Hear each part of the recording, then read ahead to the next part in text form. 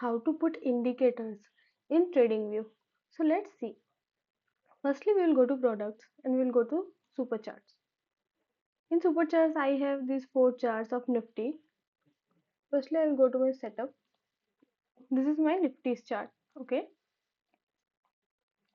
So what I will do, I will go to this indicator section.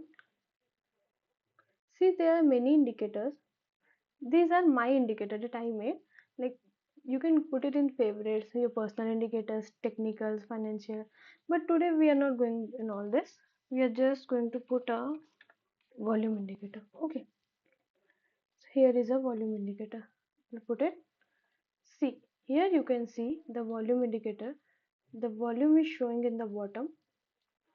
And if you want to delete this indicator, you can go to this delete option in the bottom left corner and just see remove drawings, remove indicator, remove drawings and indicator. There is only one indicator that I put, so I'll keep it like this. Thank you.